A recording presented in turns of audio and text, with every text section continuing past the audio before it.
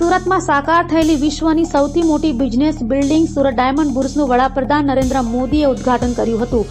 સુરત સહિત વિદેશી ઉદ્યોગપતિઓની હાજરીમાં વડાપ્રધાન નરેન્દ્ર મોદીએ ડાયમંડ બુર્સનું ઉદ્ઘાટન કર્યું હતું અને ત્યારબાદ સભામાં વડાપ્રધાનને સુરતના ભરપેટ વખાણ કર્યા હતા।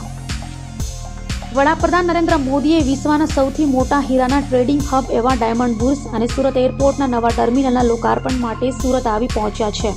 એરપોર્ટ પર નવા ટર્મિનલનું ઉદ્ઘાટન કરી મોદીએ એરપોર્ટનું નિરીક્ષણ કર્યું હતું, જેમાં અધિકારીઓએ સુવિધાઓથી મોદીની અવગત કરાવ્યા હતા। બાદમાં 8 કિમીનો રોડ શો શરૂ થયો છે, જેમાં વડાપ્રધાન નરેન્દ્ર મોદીએ લોકોનું અભિવાદન ઝીલ્યું હતું। મોદીનો કોન્વે ડાયમંડ બુર્સ પહોંચ્યો હતો અને અહીં મોદીએ ડાયમંડ બુર્સનું લોકાર્પણ કર્યું હતું, તેમાં ડાયમંડ બુર્સને નિહાળ્યું હતું। બાદમાં વડાપ્રધાન નરેન્દ્ર મોદી સબ સ્થળે પહોંચ્યા હતા, જ્યાં યોજાયેલા કાર્યક્રમમાં મોટી સંખ્યામાં દેશ વિદેશના ઉદ્યોગપતિઓ હાજર રહ્યા છે, તો વડાપ્રધાનને સભામાં સુરતના ભરપેટ વખાણ કર્યા હતા। હુરટ એટલે હુરટ। સુરત પાસે ઇતિહાસનો અનુભવ,